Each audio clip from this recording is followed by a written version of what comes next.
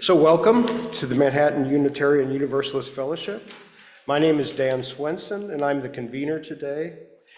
We welcome all here in the sanctuary on Zinedale and all those on Zoom.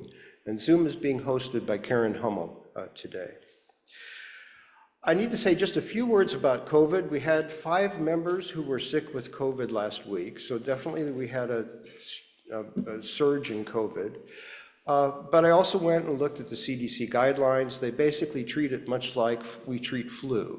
So the recommendation is after 24 hours of improving symptoms, you can go back to your regular activities. And if you have COVID, for 5 days, it's recommended that you wear a mask, and protect other people. So what you're going to see today in the congregation is several people will have masks on, and even maybe during the choir, there'll be some masks. So we're trying to both respect other people and take care of their health, and also still be able to have a service. So when we're up here, I think we'll be speaking without a mask. So that's kind of what's going on there. Now, back to our philosophy here. Our congregation intends to be a diverse, evolving, spiritual community acting for a better world. Our vision is to be a vibrant, inclusive congregation, widely known as a safe haven and a force for social justice. In the words of Dick Beeman, we welcome all people of goodwill, regardless of your religious beliefs, if any, regardless of the path of your spiritual journey, if any, and regardless of wealth, race, gender identity, sexual orientation, or the extent or limits of your abilities. We strive to look through external superficialities and to look past our own prejudices and stereotypes to see the true inner beauty, worth, and dignity of every person. Uniquely, we have no creed. You have no need to recite words which you may or may not believe. But we adhere to 7 principles of the Unitarian Universalist Fellowship, which are drawn from all of the many available sources of truth and wisdom, including science, poetry, history, and personal experience. Welcome to any newcomers. Please hang around and chat with us during coffee afterwards. Our greeter is Jessica Sievers, and she'll be especially available to answer any questions. So this is Easter Sunday, and we celebrate poetry today. We rejoice in spring. We see new life. And over our anxieties and our dread, may we feel hope. So we traditionally have a land acknowledgement, and Susan Adamczyk is going to read a poem, Remember, by Joe Harjo, a member of the Muskogee Nation.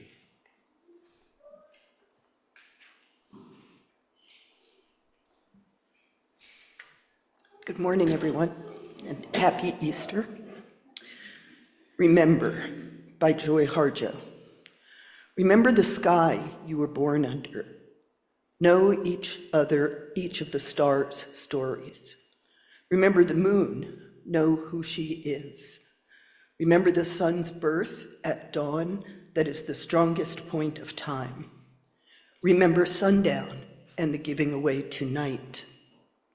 Remember your birth, how your mother struggled to give you form and breath. You are evidence of her life and her mother's and hers.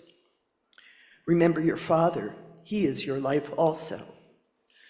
Remember the earth whose skin you are, red earth, black earth, yellow earth, white earth, brown earth. We are earth. Remember the plants, trees, animal life, who all have their tribes, their families, their histories too. Talk to them, listen to them. They are alive poems. Remember the wind, remember her voice. She knows the origin of the universe. Remember you are all people, and all people are you. Remember, you are this universe, and this universe is you. Remember language comes from this. Remember the dance language is, that life is. Remember.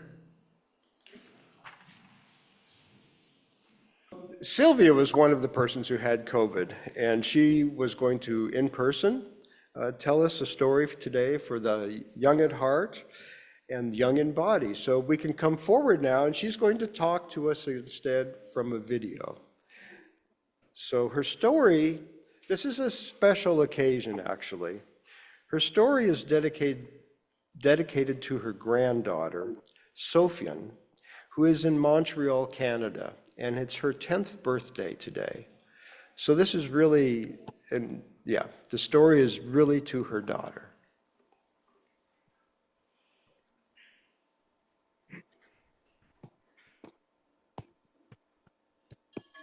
Do you ever have something you really want to say or tell someone or write, but you just can't quite find the right words? Well, today for the adult program, people are going to be sharing poems. Poems are made up of words, but what exactly is a poem? Well, I couldn't find the exact words to describe what a poem is, so I looked it up in the dictionary. And the dictionary said a poem is something between speaking and singing. Here's a piece of a very short poem. Who has seen the wind? Neither you nor I. But when the trees bow down their heads, the wind is passing by. What about that poem is like speaking? Well, it's made up of words. It tells a little story. Some poems tell very long stories. It gives you information. Well, what parts of a poem are like a song? It has some rhyming words. Lots of songs have rhyming words. It has rhythm. Music always has rhythm. And a lot of poems have repeated words or lines, like a lot of the songs we sing here at our fellowship have repeated phrases. The words of a poem often have a meaning that is more than just the name of a thing or an action. The words in a poem might be chosen by the poet to make you feel a certain emotion, or are chosen to remind you of a feeling or something that happened to you in the past, or something you're hoping for. I brought you some things to show you to look at. Do you know what this is? Pretty, huh? Awesome, really. Well, it's a bird skull. Well, what does it make you think of? It's more than just a bird skull, you know. What words would you choose to describe it to someone else? How does it make you feel to see it? Are you sad that the bird died? Do you wonder why it died? Do you wonder what its name was? Or what was its song like? Did it ever make a nest? Did it ever raise baby birds? I always wonder, where do the birds go to die? There are lots of birds in my neighborhood, but I almost never see a dead one. Well, what is this? Of course, you know, it's a dandelion. The name comes from the French name for it, which is dent de lion, which means teeth of the lion.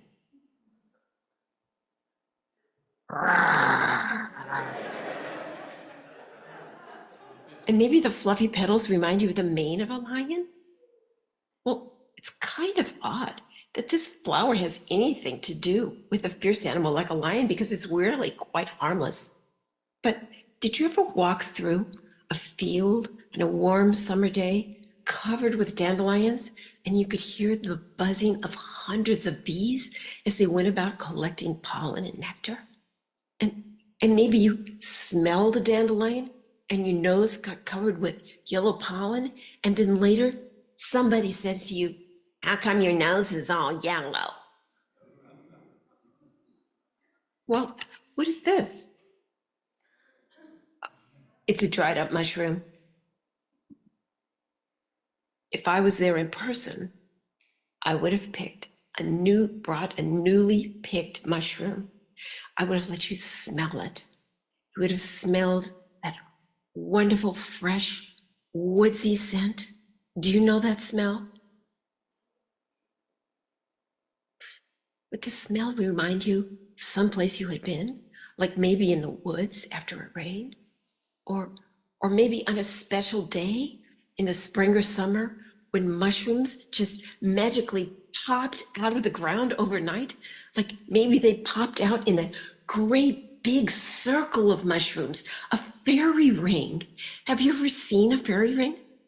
I mean, do you think fairies really dance in the middle of a fairy ring in the middle of the night? Are you a little bit afraid of mushrooms because somebody told you they were poisonous? Well, some mushrooms are poisonous, but most of them are not. Still, I wouldn't just go eating any old mushroom if I didn't know it very well. Some people call these toadstools. Can you imagine a lumpy brown toad sitting on this? Or maybe a moist green frog? Or maybe a toad dancing on a mushroom? My daughter Chloe made this toad. Well, people who write poems have a vision of a world that they want to share. They're curious, sensitive, good watchers of the world around them. They're thoughtful about the words they choose for their poems. They look for deeper meaning behind things they experience, and they write them about them in ways that bend your ear or twist your heart or spark your imagination. You know, you could be a poet. Anyone could be a poet. In fact, you can live the life of a poet even if you never write a poem. Your days will be so much more exciting if you open yourself to the wonder of all the small things around you. Be curious. Don't be too shy or too embarrassed to ask questions, to let excitement creep into your voice. Don't be afraid to think and speak to someone you trust about your fears, about a sadness or a disappointment, or to sympathize with someone you know who's having a hard time. Wake up each day with a sense of adventure for what wonderful, challenging, scary, or unexpected things might happen. Go forth and live like a poet.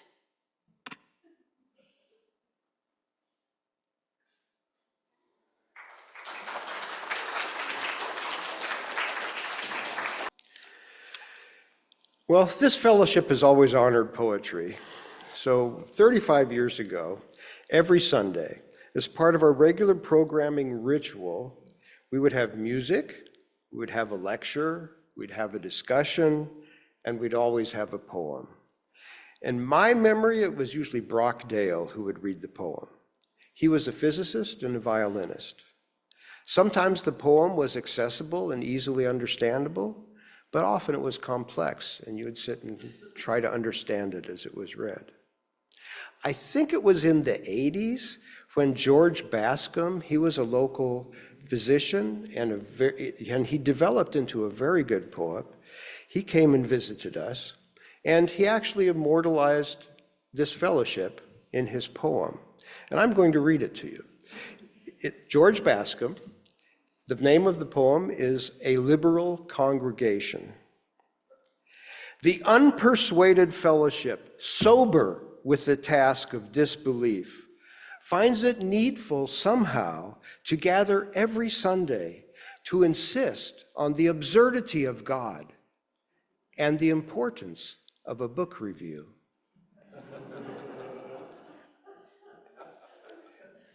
Now, as I get older, I wake up in the middle of the night, 3 or 4 o'clock. I go to the bathroom. I take Charlie Dog outside so he can go to the bathroom. And then often, not always, but often, I will lie in bed and read some poetry. So today, members of the congregation are going to share poems, and there's going to be at least one limerick, I know, and at least one funny poem, we hope. I would suggest that the way we proceed is each person who comes up, give a short introduction explaining the meaning of the poem to you or why you chose it. And then After the poem is read, let's give a little time to absorb and respond to the poem, or laugh. There will be some, whatever the appropriate emotion is, but give a little space at the end of the poem. I am just going to introduce just so we have an order in which things are done, I'm going to just introduce each person before they come up. So our first person is Anthony Crawford, and he is going to read one of his poems from his book, the poetry Life Shards Poems. And I have to say, we have many of the poems will be read by the author of the poem today. So it's very impressive.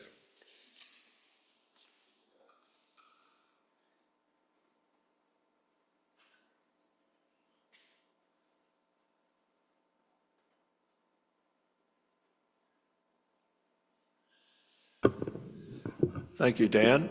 Well, it's an honor to be the opening act for this part of the service. I'm very pleased. Those of you who have joined the fellowship in the last 5 or so years, I can assure you I'm a dues-paying member of the fellowship. I've just been a no-show for too long, so it's nice to be back. And it's nice to be among friends, including Bryce Hobrock, who over 20 years ago invited me to attend the services here. I'd like to start with a line from a poem that is a favorite of mine. It's by the poet Sid Corman. Its poetry becomes that conversation that we could not otherwise have. So I'm very pleased that poetry is providing this opportunity to share conversation. Yesterday, as I drove to Topeka through the smoke of the burning prairies and observing the charred land along the way for miles, I was reminded of the poem I'm going to read today. It's called Prairie Fire, and it's, as was mentioned, it's from my first book of poetry. And it's appropriate that not only that this is about renewal and rebirth here at Easter time, and it's National Poetry Month starting tomorrow, but also with the burning fields, this poem, Prairie Fire, seems very appropriate. The annual ritual, burning of the grasslands, lines of fire crawl horizontally toward the horizon, transforming darkness into an orange tide, relentlessly flowing like lava. The scorched land, primed to produce new life, such a spring on the Kansas prairie.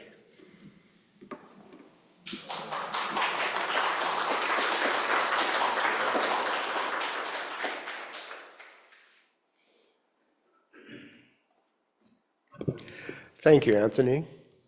The next is Kyle Look, and he's going to read Two Roads I've Taken.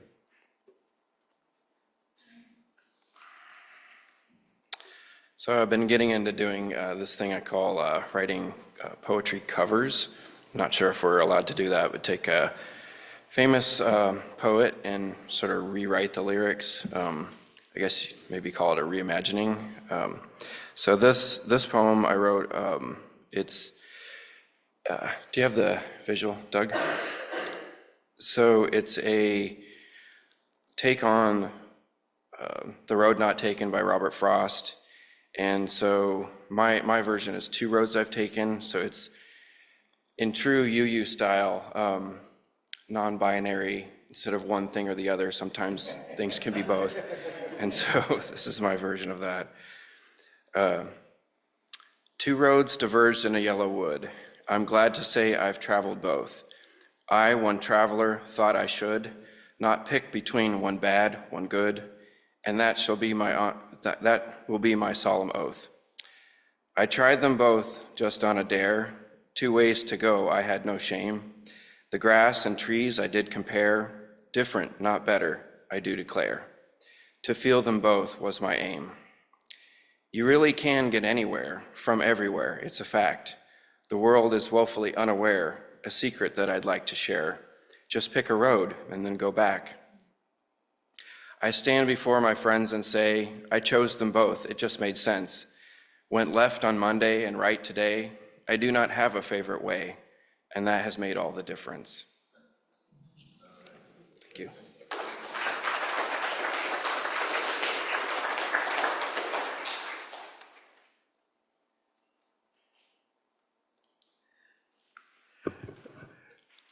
Thank you, Kyle. And now one of the complications of COVID. We have a poem written by Dick Beeman and Taryn Cipra. And Dick is going to hopefully join us on Zoom, and Taryn is going to be here in person.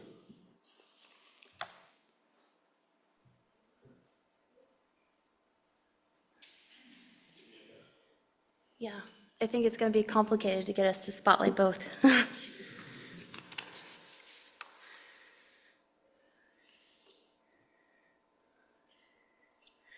Well, while we're pulling it up, I can do the intro. Dick was the first one to tell me that I was really good at convening because I was just good at words and writing acknowledgements and things. And I'm like, no, you're crazy. And the crazy thing is that what I write down in the order of service is almost never what you guys get, because I'm constantly up here just saying other stuff that pops into my mind. So I wrote him a poem to say why I can't be good at words.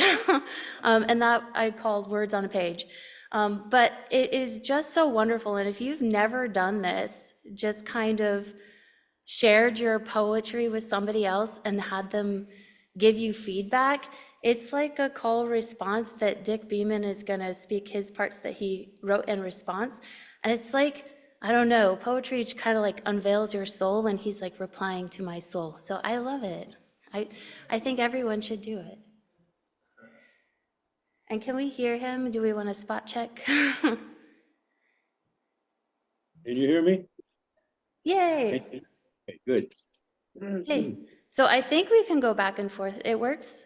Yeah? Okay, sweet. Okay, so words on a page.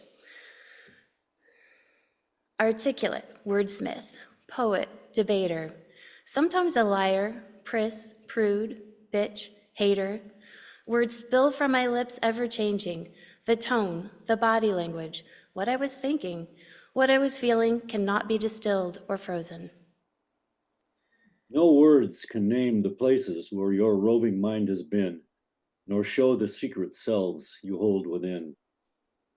Life spark, a soul, cannot be extracted, captured, summarized, trapped, or contained.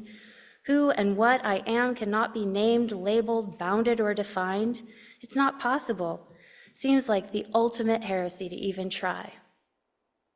I won't assume that you are bound by only what I know of you. You're afraid I'll judge too soon from what you do and write and say, that I might fail to see that there is much more than just the tongue and pen at play. We each are greater than the sum of what is seen and known of us today. Yet I strive anyway, so you may extrapolate what you need. Speak the words right in this moment that you need. I don't want the words to stagnate in print, to just become toner dots on paper fiber, resting there unchanging, unless you need them there, just so, waiting for you. I want you to know these words in a million different iterations, with all the mass, matter, velocity, and nothingness they carry. I want you to see what you need to see in this moment, but in the very next instant, so completely from the last, you have exactly what you need, again and again. If it assuages your grief, brings you joy, helps you accept that we are atoms and stardust, yet we are also not those things, there is greatness and infinity and a smallness and invisibility to the truth of what we are. The falseness of trying to be anything when we are the unnameable everything. I wish I could convey it in a way you'd understand in its grand totality, the nothingness and everythingness of which I speak. I can't hear every bell you toll, nor gauge the reaches of your soul, nor sense the plan the fates have laid to shape a spirit so rightly made. To form this you I now behold, one facet of your thousandfold. And such is also true of me. I'm something more than all you see. A playful child who's lived through time and tide, an old man with a breathless boy inside. Babies draw their first breath, then cry at the shock of air inside their moist lungs. I can describe the scene, but cannot capture the soul of it, not ever. The love, the goopy mess, the fear, the relief, the strangeness of it all. It's like saying, well, you just had to be there. But we were all there and experienced it so very differently. We wouldn't use the same words. Life is terrifying and exquisitely beautiful. Yet those are my words in this moment, not the next. Probably not even the same words I would choose if I were there with you right now. Not the same words or experience I would recount to you.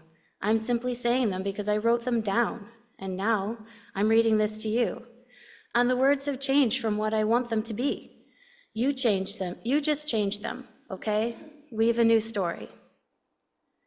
As soon as words are spoken, they encircle and exclude. Ferocious possibility, domesticated, haltered, and subdued. Then tidy them up or share their raggedness, the unrestrained rawness that you feel. Just please understand, the words don't matter. They're nothing. Snowflakes, diamonds, sparkles, stars, the universe, quantum entanglements, it is all moot. There is nothing profound and nothing meaningless. Look and you will see the words can change and be reinterpreted, recalculated, or completely misconstrued. It will never matter. Just look. Please, just look and you will see the everythingness and nothingness that you are. I say nothingness because you cannot be measured, seen, or quantified in any meaningful way. Please, just find the words so that you may know, make the words so that you may feel it in whatever vessel houses you right now.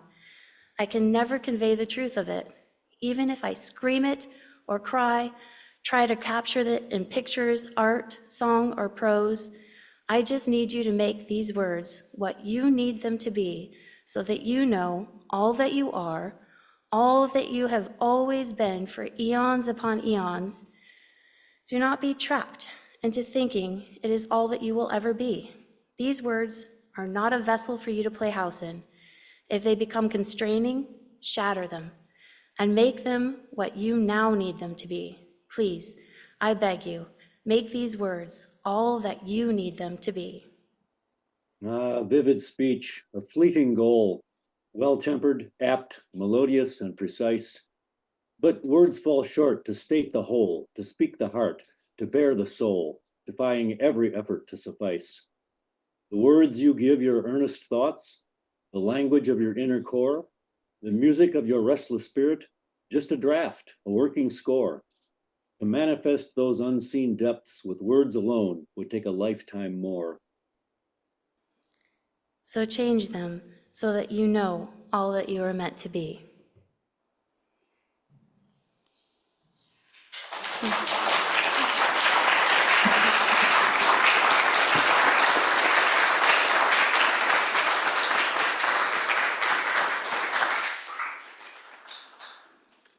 Well, thank you, Taryn, and thank you, Dick. And I have to say that as I was introducing that, I suddenly realized that I had not told Doug that it was going to be a joint Zoom session.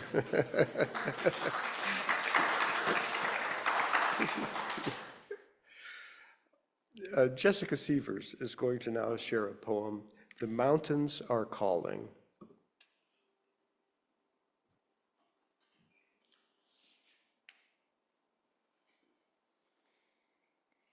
I recently returned from a trip to see my sister Michaela in Colorado, and I'll get to my short original piece at the end, but I thought I would share with you the source of my inspiration. I found an article by Charles Watkins titled, "Get to Know the Story Behind Muir's Quote, 'The mountains are calling and I must go.'" John Muir was born in 1838 and was one of America's most famous and influential outdoor enthusiasts. He remains one of California's most important and historical personalities and is still known today as one of the fathers of our national parks. His quote came from one of his letters to his sister about the mountains of California's Sierra Nevada and Yosemite Valley.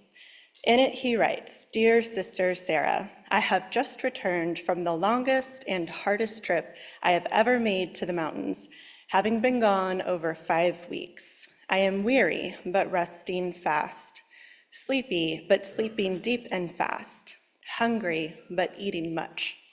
I did too. For 2 weeks, I explored the glaciers of the summits east of here, sleeping among the snowy mountains without blankets and with little to eat on account of it being so inaccessible. After my icy experiences, it seems strange to be down here in so warm and flowery a climate. I will soon be off again, determined to use all the season in prosecuting my researches. We'll go next to Kings River, 100 miles south, then to Lake Tahoe and adjacent mountains, and in winter, work in Oakland with my pen. Someday, I will have the results of my mountain studies in a form in which you all will be able to read and judge of them. The mountains are calling, and I must go, and I will work on while I can, studying incessantly. My love to you all, David and the children, and Mrs. Galloway, who, though shut out from sunshine, yet dwells in light. I thought that was so interesting. Don't know exactly what he's referring to, but I thought that was cool. I will write again when I return from Kings River Canyon. The leaf sent me from China is for Cecilia. Farewell, with love everlasting, John. And so I wrote this postcard and mailed it back to Kansas. My darling, thank you for telling me about the Front Range. I found myself searching the horizon at night under the full moon. An almost imperceptible glow backlights the snowy peaks. Although not the range John Muir mentioned, I finally understand the visceral gravity these sentinels possess. The visceral gravity these sentinels possess. The mountains are calling, and I must go.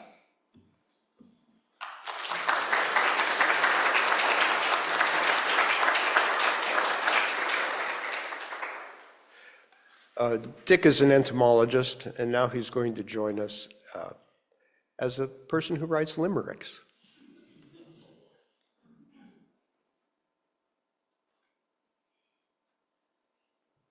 Hissing bugs get their name from their habit of creeping into your bed while you sleep and delicately sucking blood, often from your lips or from the soft tissues around your eyes. And while it is true they transmit Chagas disease, they're not proud of it. It's beyond their control, and they're simply trying to get through life the only way they know how. Well, a few years back, I struck up a friendship with a kissing bug who happened to move in right across the street from us as a squatter at the neighbor's place. He and I used to get together at Little Apple for a drink after work. He always ordered a Bloody Mary. Long story short, he died too young, and he died for love. I read the following lines at his memorial service. The love-struck kissing bug. A kissing bug seeking affection fell in love with his mirror reflection. Leaning in for a peck, he bit his own neck and died of ensuing infection.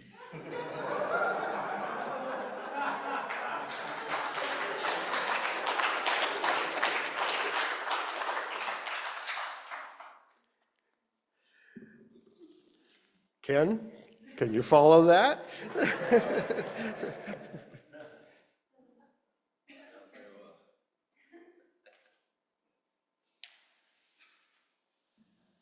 The title of my poem is Hold Your Composure. And it's kind of an anniversary today. This poem came to me about, several years ago on April Fool's Day. So April Fool's Day is tomorrow. And I named it Hold Your Composure, and then I renamed it Prairie Wisdom because I thought it kind of exemplified the nature of Kansans.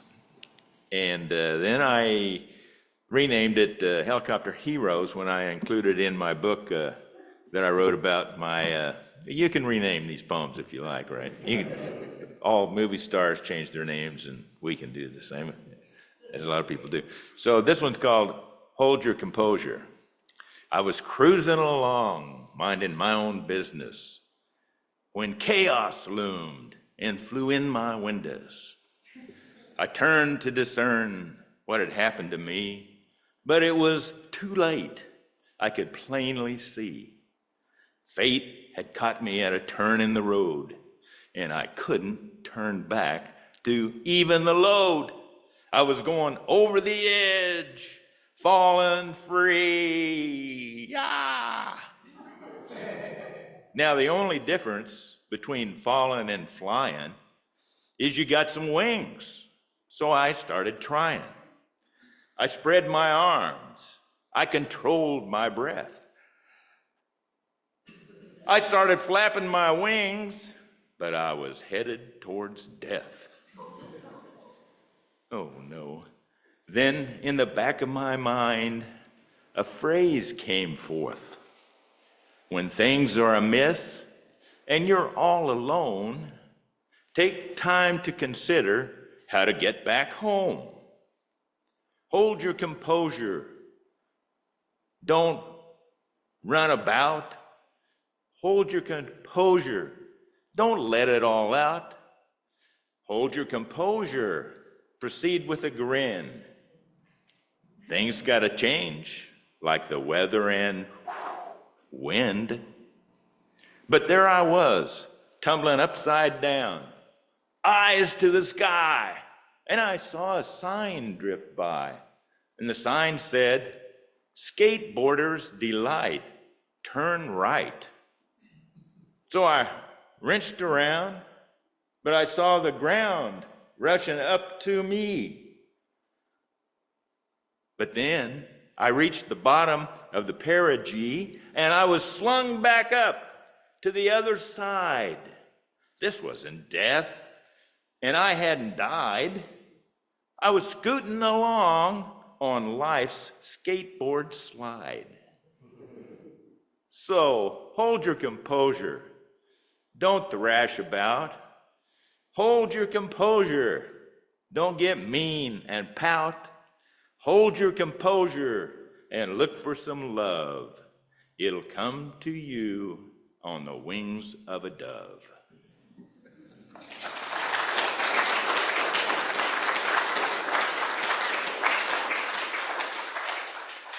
All right, you did it, Ken.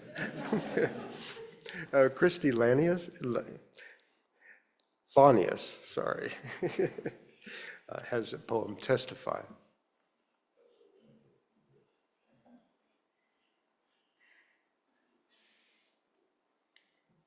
All right. Well, I am not a poet, but I'm a lover of poetry. So I'm going to read a poem called Testify by a poet named Eve L. Ewing. I stand before you to say that today I walked home and caught the light through the fence, and it was so golden I wanted to cry. And I lifted my right hand to say, thank you, God, for the sun. Thank you, God, for a chain link fence and all the shoes that fit into the chain link fence so that we might get lifted, God. Thank you. And I just wanted to dance. And it feels good to have food in your belly.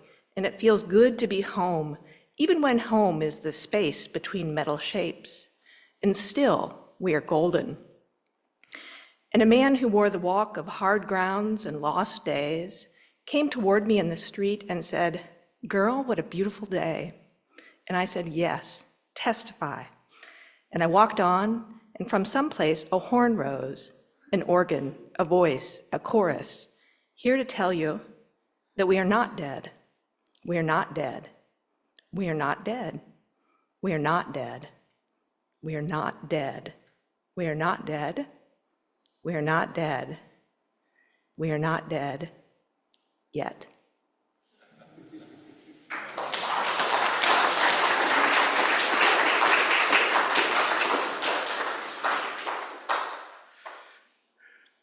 Okay, I'm looking at the clock. Frank said he had a short poem, so I'm going to hold him to that.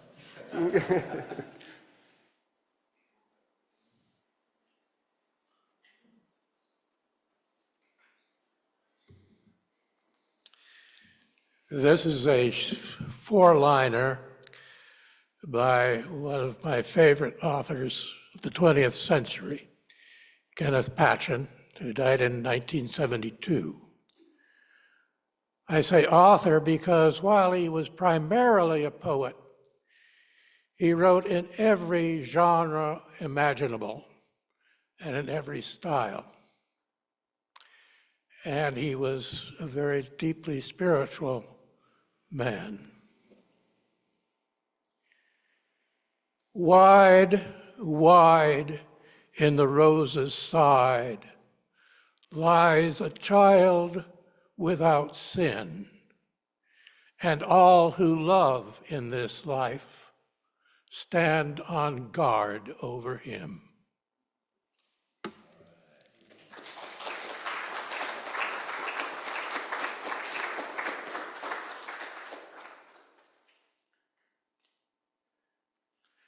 Kyle asked to share a second poem, so his is Undignified Ways to Die.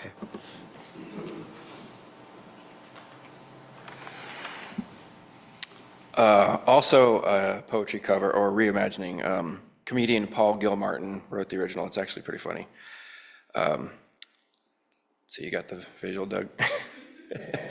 Splashing around in a tub of piranha, holding your breath inside of a sauna, eating your best friend's last candy corn, driving through neighborhoods blowing your horn, tilting at windmills that need some repair, skydiving at night alone with a bear, holding a freshly shaved cat over lava, telling your teacher you spit in his Java,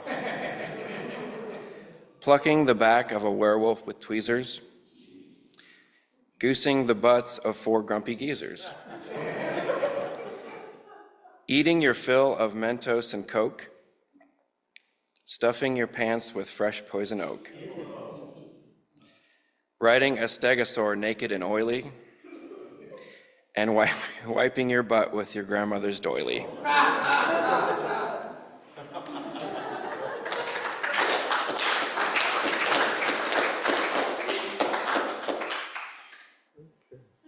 Thank you, Kyle.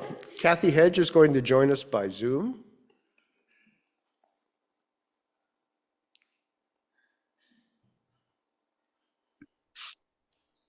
Hello. Oh, hello. So this is a piece that will really tell you why I'm a Unitarian. I wrote it actually 30 years ago, and I added a new verse last night because that's what we do. And this is called Jingle Gee Jangle, which I read probably 10 years ago. Jingle Gee Jangle, peas in a pod. Why do bumblebees bumble and heron eat frog? Why am I me, not a mouse or a dog? Jingle jangle, peas in a pod. On the day I was born, tiny and squirming, my eyes popped open and I started yearning to see all the wonders that life had to hold, to keep asking questions till stars turned cold. My first word was how, my second one, why? How big is forever and why is the sky? From morning till night, my mom heard me cry. Just one more question, she'd laugh and reply. Jingle jangle, peas in a pod. Why do bumblebees bumble and heron eat frog? Why am I meat on a mouse or a dog? Jingle jangle, peas in a pod. I rode off to school in a huge yellow bus, my mind in a whirl, my hair in a muss, and for my poor teachers I set quite a task to answer a gazillion questions I asked. I rushed off to college, my books in my hand, to find the professors to meet my demands. Through microscopes, telescopes, whatever it took, I'd search for the answers in thick yellow leather books.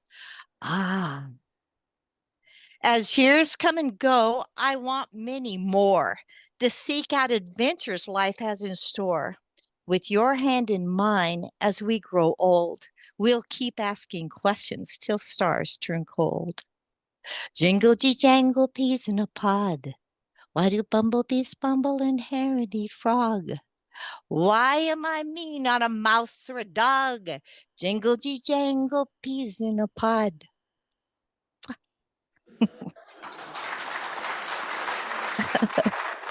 Thank you. Kathleen has a poem, When Great Trees Fall.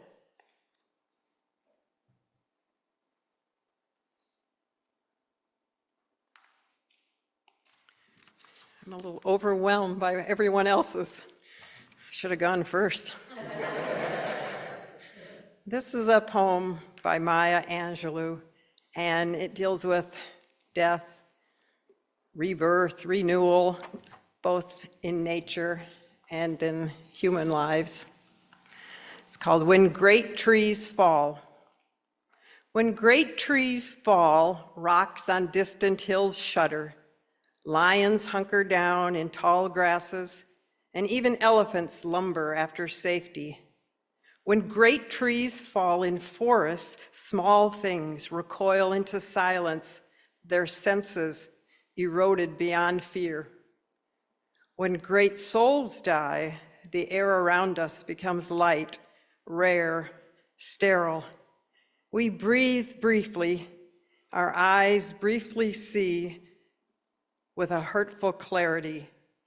Our memory, suddenly sharpened, examines, gnaws on kind words unsaid, promised walks never taken. Great souls die, and our reality, bound to them, takes leave of us. Our souls, dependent upon their nurture, now shrink, wizened. Our minds, formed and informed by their radiance, fall away. We are not so much maddened as reduced to the unutterable ignorance of dark, cold caves. And when great souls die, after a period, peace blooms, slowly and always irregularly. Spaces fill with a kind of soothing electric vibration. Our senses restored, never to be the same, whisper to us, they existed, they existed. We can be and be better, for they existed.